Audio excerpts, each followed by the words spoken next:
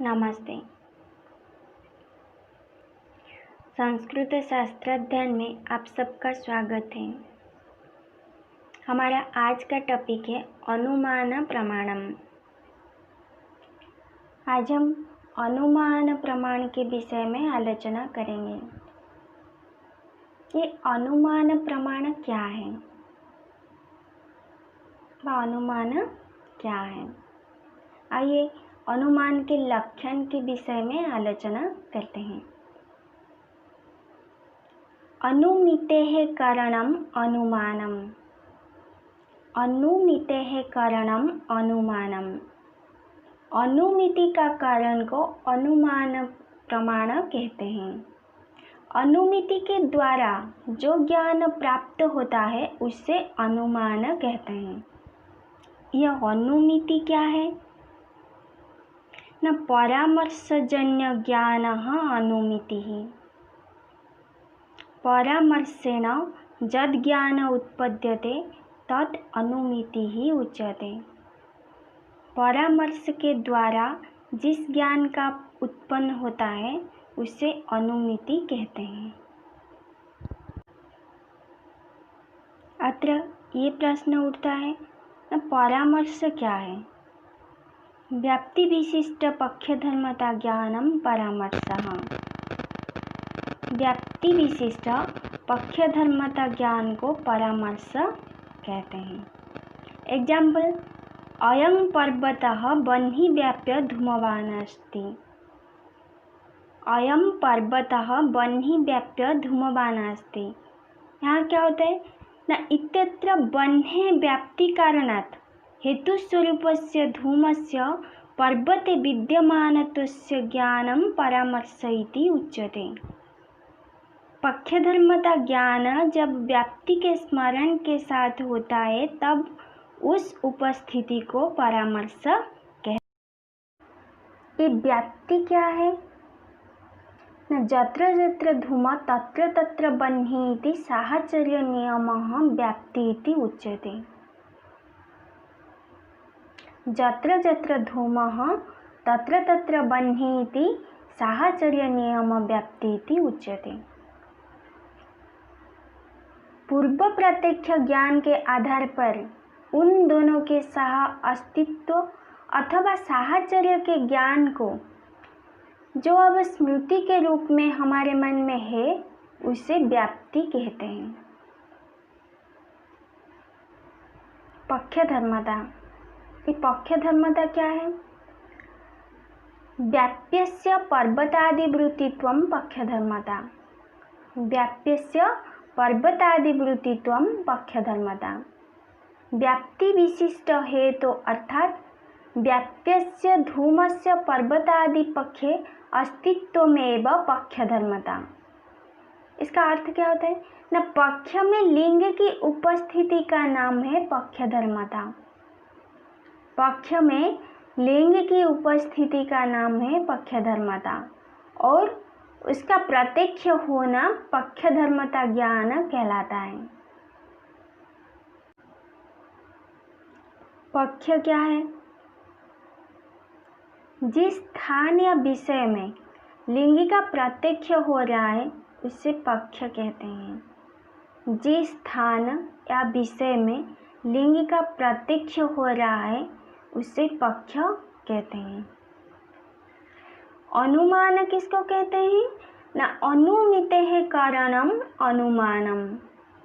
ये अनुमिति क्या है न, परामर्शजन्य ज्ञान अनुमिति। ये परामर्श क्या है न, व्याप्ति विशिष्ट पक्षधर्मता ज्ञानम परामर्शः। ये व्याप्ति क्या है न, यत्र यत्र धूम तत्र तत्र बह्नी इति साहचर्य नियमः व्याप्ति। पक्षधर्मता क्या है न, व्याप्यस्य पर्वतादिवृत्तित्वं पक्षधर्मता। पक्ष हम किसको कहते हैं न, जिस स्थान या विषय में लिंग का प्रत्यक्ष हो रहा है उसे पक्ष कहते हैं। जहाँ हमें बह्नी का प्रत्यक्ष हो रहा है उसे को हम पक्ष कहते हैं। पक्ष में उपस्थित लिंग का नाम है पक्षधर्मता और उसका प्रत्यक्ष होना पक्षधर्मता ज्ञान कहलाता है। पक्ष में उपस्थित लिंग का नाम है पक्षधर्मता और उसका प्रत्यक्ष होना पक्षधर्मता ज्ञान कहलाता है। पक्षधर्मता ज्ञान जब व्याप्ति के स्मरण के साथ होता है तब उस उपस्थिति को परामर्श कहते हैं। पक्षधर्मता ज्ञान जब व्याप्ति के स्मरण के साथ होता है तब उस उपस्थिति को परामर्श कहते हैं। परामर्श के कारण इसी के आधार पर पक्ष में साध्य के अस्तित्व का जो ज्ञान होता है उसी का नाम है अनुमिति। परामर्श के कारण इसी के आधार पर पक्ष में साध्य के अस्तित्व का जो ज्ञान होता है उसी का नाम है अनुमिति। अनुमिति के द्वारा जो ज्ञान उत्पन्न होता है उसे अनुमान कहते हैं। अनुमिति के द्वारा जो ज्ञान उत्पन्न होता है उससे अनुमान कहते हैं। आइए हम अनुमान के भेद के बारे में आलोचना करेंगे। अनुमान द्विविधम। अनुमान दो प्रकार का होता है। क्या क्या? एक स्वार्थानुमानम, दूसरा परार्थानुमानम। इस स्वार्थानुमानम क्या है? स्वार्थम स्वानुमिति हेतुः स्वस्य ज्ञानस्य हेतुस्वरूप अनुमानं स्वार्थानुमानमिति उच्यते। स्वस्य ज्ञानस्य हेतुस्वरूप अनुमानं स्वार्थानुमानमिति उच्यते। जो अनुमान अपने लिए किया जाए उसे स्वार्थानुमान कहते हैं। स्वार्थानुमान एक मनोवैज्ञानिक प्रक्रिया है और उसे प्रकट करने के लिए किसी औपचारिक तरीके की आवश्यकता नहीं है। स्वस्य ज्ञानस्य हेतुस्वरूप अनुमानं स्वार्थानुमानं कहलाता है। लिंग परामर्शजन्य ज्ञान स्वार्थानुमानम। लिंग परामर्श को भी स्वार्थानुमान कहा जाता है। एग्जाम्पल, स्वयमेव धूम दर्शनेन जत्र जत्र धूम तत्र तत्र अग्निरिति महानसादो व्याप्ति गृहीत्वा पर्वत समीपं गत तद्गते चाग्नौ संध्यान पर्वते धूम पश्यन् व्याप्ति स्मरति। जत्र जत्र धूमः तत्र तत्र अग्निः तदनन्तरं बह्निव्याप्यः धूमवानयं पर्वत इति ज्ञानम् उत्पद्यते। अयमेव लिङ्गपरामर्श इति उच्यते। तस्मात् पर्वतो बह्निमान् इति ज्ञानं मनुमिति उत्पद्यते। तदेतत् स्वार्थानुमानम्। यथा कोऽपि जनः अनेकवारं बह्निधूमादिकं दृष्ट्वा महानसादो व्याप्ति गृहीतवान् यत् जत्र जत्र धूमः तत्र तत्र बह्निः इति। परवर्ती समये यदा पर्वतादौ धूमं पश्यति तदा पूर्वानुभूतव्याप्तेः स्मरणं भवति यत् जत्र जत्र धूम तत्र तत्र अग्नि इति। यदि कोई लोग अनेक बार रसोई घर में आग और धुआं को देख के मानस में व्याप्ति ज्ञान होता है उसे, यथा जहाँ जहाँ धुआं वहाँ वहाँ आग।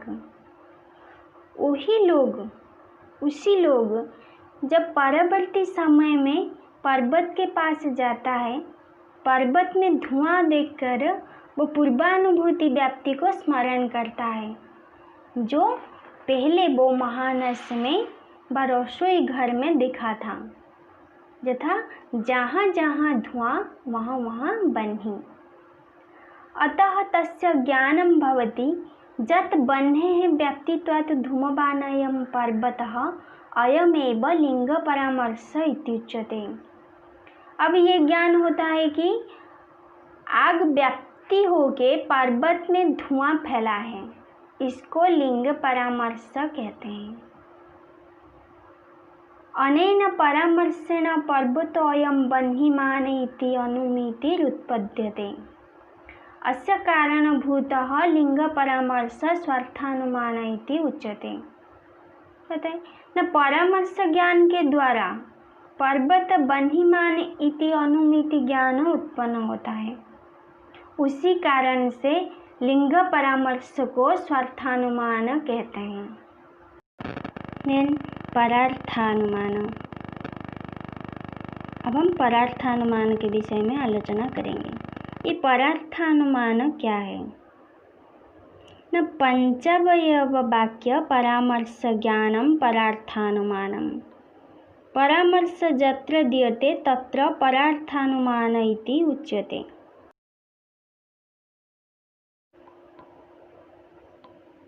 परार्थानुमान दूसरों को समझाने के लिए होता है और इसके लिए पंच अवयव वाक्य की आवश्यकता होती है। ये पंच अवयव है प्रतिज्ञा, हेतु, उदाहरण, उपनय, निगमन। एग्जाम्पल, पर्वते धूमं दृष्ट्वा स्वयं जानति यत् पर्वतोऽयं बह्निमान्। इस वाक्य में प्रतिबोधयितुं पंचावयव वाक्य प्रयोगम भवति। ये वाक्य में पंचावयव वाक्य प्रयोग किया गया है। आइए प्रतिज्ञा के बारे में जानते हैं। ये प्रतिज्ञा क्या है? एग्जाम्पल, पर्वतोऽयं बह्निमान्। साध्य का निर्देश करने वाला अर्थात अनुमान से जो बात सिद्ध करना है उसका वर्णन करने वाला वाक्य। जैसे यहाँ पर आग है, ये हुआ प्रतिज्ञा वाक्य। हेतु, धूमस्य विद्यमानत्वात्। जिस लक्षण या चिन्ह से बात प्रमाणित की जाती है, जैसे क्योंकि यहाँ धुआं है, ये हुआ हेतु वाक्य। उदाहरण, न जत्र जत्र धूम तत्र तत्र बह्निः यथा महानसम। सिद्ध की जाने वाली वस्तु बतलाए हुए चिन्ह के साथ जहाँ देखी गई है उसे बताने वाला वाक्य। एग्जाम्पल, जहाँ जहाँ धुआं रहता है वहाँ वहाँ आग रहती है, जैसे रसोई घर में। ये हुआ उदाहरण वाक्य। उपनय वाक्य क्या है? अयम पर्वतो बह्नि व्याप्य धूमवान। जो वाक्य बतलाए हुए चिन्ह या लिंग का होना प्रकट करे, जैसे यहाँ पर धुआं है, ये हुआ उपनय वाक्य। निगमन वाक्य क्या है? न बह्नि व्याप्य धूमयुक्तत्वादयमपि बह्निमान्। सिद्ध की जाने वाली बात सिद्ध हो गई, यह कथन पर्वत उस पर आग है, यह सिद्ध हुआ, ये हुआ निगमन वाक्य।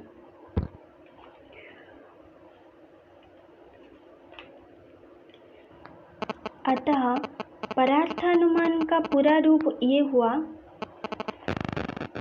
पर्वतो अयम बह्निमान्। यहाँ पर आग है, ये हुआ प्रतिज्ञा वाक्य। धूमस्य विद्यमानत्वात्, क्योंकि यहाँ धुआं है, ये हुआ हेतु वाक्य।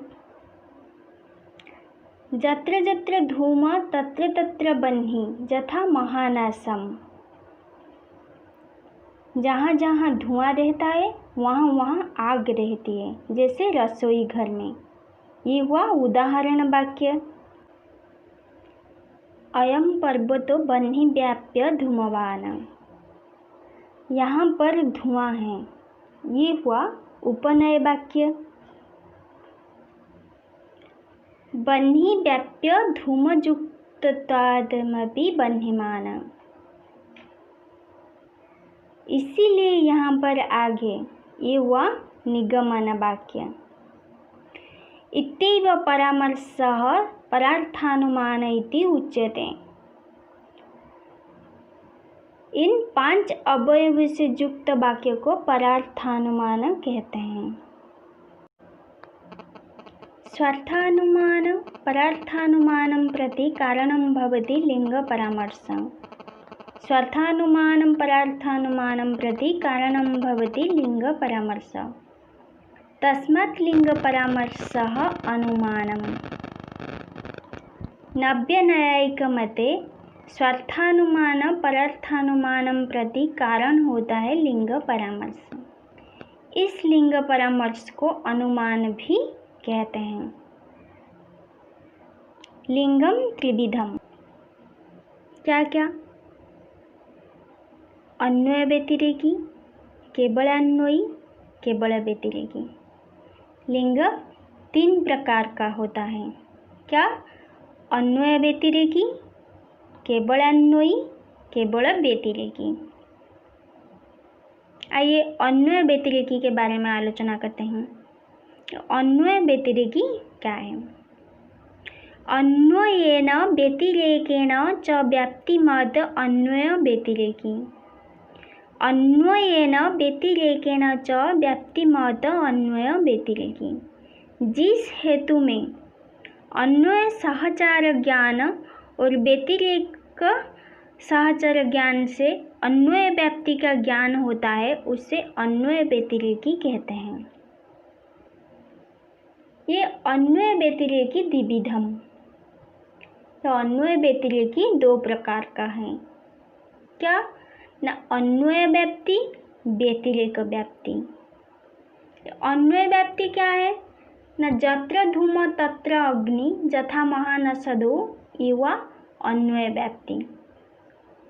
जैसे पर्वत में आग, ये अनुमान धुआं रहने से है। एग्जाम्पल, जहाँ जहाँ धुआं रहता है उस स्थल में बन्ही अवश्य रहती है। इसे अन्वय व्याप्ति कहते हैं। व्यतिरेक व्याप्ति किसको कहते हैं? न जत्र धूम नास्ति तत्र बन्ही नास्ति यथा महारथः। ये व्यतिरेक व्याप्ति है। एग्जाम्पल, जहाँ जहाँ आग नहीं रहती है उस स्थल में धूम भी नहीं रहता है। इस तरह का व्यतिरेक को व्यतिरेक व्याप्ति कहते हैं। केवलान्वयी। आइए केवलान्वयी के विषय में आलोचना करते हैं। अन्वय मात्र व्याप्तिकम केवलान्वयी। अन्वय मात्र व्याप्तिकम केवलान्वयी। जत्र केवलान्वयी व्याप्ति ही भवति तत्र केवलान्वयी लिंगम।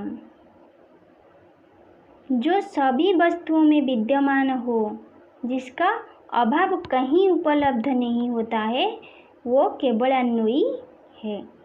एग्जाम्पल, घटाभिधेय प्रमेयत्वात्।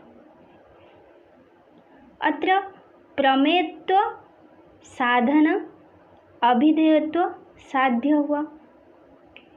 यहाँ प्रमेयत्व साधन है, अभिधेयत्व साध्य। उभयोर्मध्ये अन्वय व्यतिरेक व्याप्ति नास्ति। सर्वेषां पदार्थानाम् अभिधेयत्वात् प्रमेयत्वात् च। अर्थात सर्वस्यापि पदार्थस्य अभिधेयत्वं प्रमेयत्वं च विद्यते। अभिधेय में अन्वय व्यतिरेक व्याप्ति नहीं है, अर्थात सब पदार्थ में अभिधेयत्वं प्रमेयत्वं विद्यते।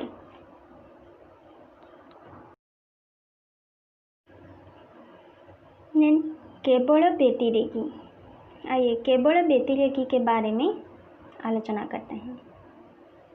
जत्र केवल व्यतिरेक व्याप्ति ही तत्र केवल व्यतिरेक लिंगम भवति। जत्र केवल व्यतिरेक व्याप्ति ही तत्र केवल व्यतिरेक लिंगम भवति। जिस हेतु में केवल व्यतिरेक सहचर ज्ञान से व्याप्ति ज्ञान का निश्चय होता है, उससे उत्पन्न अनुमिति केवल व्यतिरेकी कहलाता है।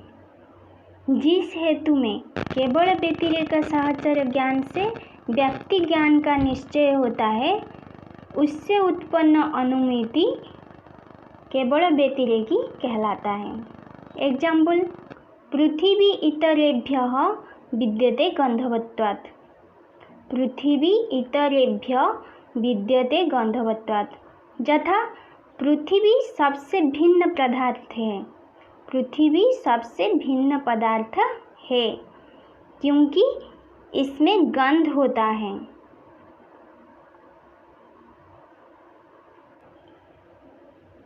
जिसमें गंध नहीं है वो पृथ्वी नहीं है। जिसमें गंध नहीं होता वो पृथ्वी नहीं है। अभी के लिए इतना ही है, फिर मिलते हैं नेक्स्ट एपिसोड में। अगर आपको मेरे ये एपिसोड पसंद आए तो प्लीज़ सब्सक्राइब कीजिए और बेल आइकन को प्रेस कीजिए ताकि हमारी अगले एपिसोड की सूचना आपको पहले मिल जाए। धन्यवाद।